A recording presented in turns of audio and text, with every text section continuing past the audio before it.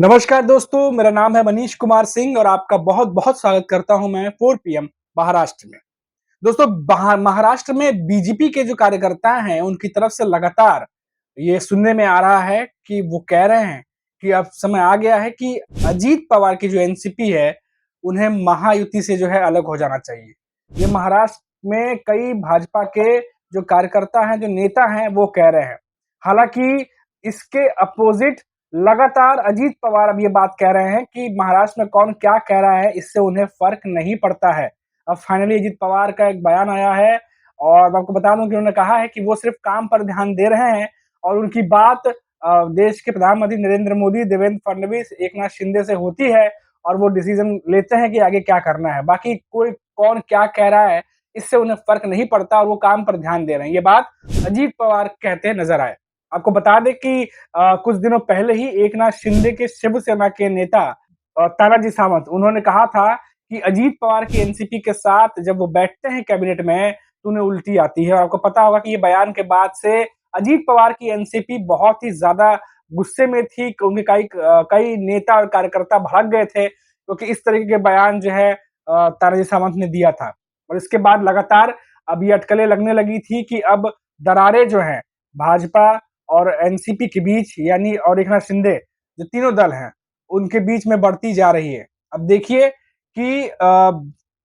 जो शरद पवार की पार्टी है, शरद चंद्र पवार की जो पार्टी है, उनके प्रवक्ता हैं क्लाइव क्रिस्टो, उन्होंने कहा कि जितने भी घटनाक्रम घट रहे हैं महाराष्ट्र में, उसको देखते हुए अभी लगने लगा है कि अजीत पवार की जो एनसीपी है, अब उनको महायुति से बाहर का रास्ता दिखाने वाले हैं महायुति के नेता। और कुछ दिनों पहले ही उन्होंने उदाहरण दिया कि जिस तरीके से लोकसभा चुनावों के बाद से अजीत पवार की एनसीपी गठबंधन का हिस्सा है, इसको लेकर के जो सवाल खड़े किए गए, चाहे वो आरएसएस का मुखपत्र ऑर्गेनाइजर हो, चाहे वो मैगजीन विवेक हो, उसमें तमाम बातें कही गई। उसको देख करके भी ये लग रहा है कि अजीत पवार का गठबंधन में होना, महायुति गठबंधन में होना बीजेपी के नेताओं को या उनके जो सहयोगी दल हैं, उन नेताओं को सुहा नहीं रहा है और इसीलिए ये घटनाएं बार-बार हो रही हैं। आप देखिए कि अजीत पवार जो है, उन्होंने कुछ दिनों पहले जब जन सम्मान यात्रा जब निकाली थी और जिस तरीके से उन्होंने जन सम्मान यात्रा की, उस दौरान भी उन्होंने ये बात कही थी कि अब वो किसी भी इधर-उधर के बयानों पर जो है वो ध्यान नहीं देने वाले। अब वो सिर्फ काम पर ध्यान देंगे और उन्होंने जो स्कीम लाई थी लाडली बहन योजना, उसको लेके पुरज़ोर तरीके से जो है अपना प्रमोशन किया जन सम्मान यात्रा के दौरान। और ये बात जो है एमवीए से ज़्यादा महायुति के कई नेताओं को खटका, क्योंकि कुछ ऐसे भी जगहों पर वो गए जहां पर एकनाथ शिंदे की शिवसेना का गढ़ है, कुछ जगह पर बीजेपी के कार्यकर्ता मजबूत है, वहां भी जाकर के उन्होंने ये सारी चीजें जो है जनसम्मान यात्रा निकाली, जिसकी वजह से वहां के जो नेता हैं वो भड़क गए थे। आपको याद होगा, हमने ही अपने इस वीडियो में बताया था कि जुन्नार में जब अजीत पवार पहुंचे थे तो वहां पर उन्हें बीजेपी की तरफ से काले झंडे दिखाए गए थे और इतना ही नहीं, उनका विरोध किया गया था, नारेबाजी की गई थी, जिसके बाद एनसीपी के जो नेता हैं वो भड़क गए थे और उन्होंने देवेंद्र फडणवीस से जो है स्पष्टीकरण मांग लिया था कि आखिर बीजेपी की तरफ से ऐसा क्यों किया गया। तो ये देखिए कि अब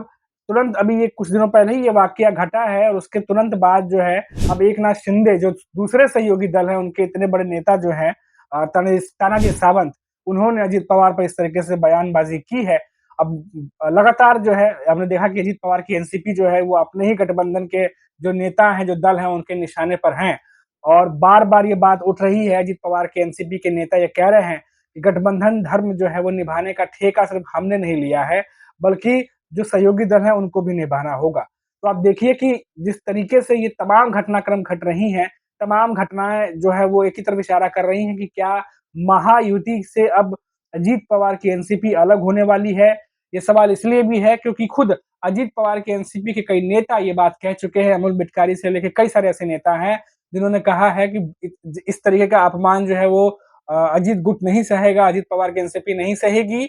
और जल्द से जल्द तानाजी जो है उनको बर्खास्त किया जाना चाहिए। अब सिर्फ माफी से काम नहीं चलेगा, जिस तरीके से बयानबाजी उन्होंने की है, इस पर माफी से काम नहीं चलेगा, उन्हें पार्टी से बर्खास्त किया जाना चाहिए। और इस बात को लेकर के अजीत पवार की एनसीपी अड़ी हुई है, लेकिन अभी तक इस पर कुछ भी एकनाथ शिंदे की तरफ से बयान नहीं आया है, ना ही देवेंद्र फडणवीस की तरफ से कोई रिएक्शन आया है। लेकिन अजीत पवार जो है वो बार-बार जब कभी भी इस तरीके से सहयोगी दलों की तरफ से कोई उन पर निशाना साधा जाता है, तो हमने पहले भी देखा कि अजीत पवार सिर्फ एक ही बयान देते हैं कि पार्टी के प्रमुख के साथ उनकी बातचीत चल रही है और हम मिलके जो है वो फैसला लेंगे। बाकी पार्टी के भीतर कौन क्या बोलता है उससे अजीत पवार को फ़र्क नहीं पड़ता। ख़ैर अजीत पवार को फ़र्क भले ना पड़े लेकिन उनके मंत्रियों को तो पड़ता है, क्योंकि जिस तरीके की बयानबाज़ी लगातार एकनाथ शिंदे की शिवसेना के नेता कर रहे हैं और बीजेपी की तरफ से रह कर के ये बातें उठती रहती हैं कि क्या अजीत पवार की एनसीपी का गठबंधन में रखना ज़रूरी है, क्योंकि उन्हें लगता है लोकसभा चुनाव के बाद से कि उन्हें गठबंधन में रखना, मायावती गठबंधन में रखने से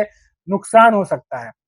और लोकसभा चुनाव में भी हमने देखा कि लगातार महायुति के नेताओं की तरफ से अजीत पवार पे निशाना साधा गया, उन्हें कमज़ोर कड़ी करार दिया गया कि लोकसभा चुनाव में जो उनका रिज़ल्ट आया है, वो अजीत पवार की वजह से उन्हें नुकसान झेलना पड़ा और फिर तमाम बातें हुई थी, हमने इस बारे में कई सारी बातें की हुई हैं कि फिर उसके बाद क्या कुछ हुआ। तो अब कुल मिलाकर यही है कि अब विधानसभा चुनाव सर पर है और ऐसे में फिर से एक बार हम देख रहे हैं कि अजीत पवार के जो है वो निशाने पे बार-बार लिया जा रहा है और अब इस तरीके से सहयोगी दल को निशाने पे लेना, एक तरीके से इनडायरेक्टली नेता जो चाह रहे हैं नीचे के नेता कि जो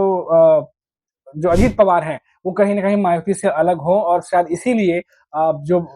शरद पवार की एनसीपी के जो प्रमुख कहेंगे प्रवक्ता जो हैं, क्राइस्ट ग्लास्टो वो भी यही कहते नज़र आए कि अब अजीत पवार की एनसीपी को मायावती के नेता रखना नहीं चाहते हैं गठबंधन में और इसीलिए इस तरह की बयानबाज़ी हो रही है। तो अब देखिए तमाम घटनाक्रम मैंने आपको बताई सीरियल वाइज़ कि किस तरीके से जो-जो घटनाएँ घटी हैं। अब आने वाले समय में देखिए कि क्या अजीत पवार अपने पार्टी के नेताओं की सुनते हैं या फिर जो प्रमुख नेता उनके साथ कोई मीटिंग लेते हैं? क्योंकि अगर इसी तरीके से बयानबाज़ी अजीत पवार की तरफ चलती रही, तो ऐसा लगता नहीं है कि अजीत पवार के एनसीपी के नेता अब बहुत ज़्यादा जो है वो सहने वाले हैं। जिस तरीके से अजीत पवार के तमाम नेता उन्होंने अपना स्पष्ट कर दिया है कि जल्द से जल्द तानाजी को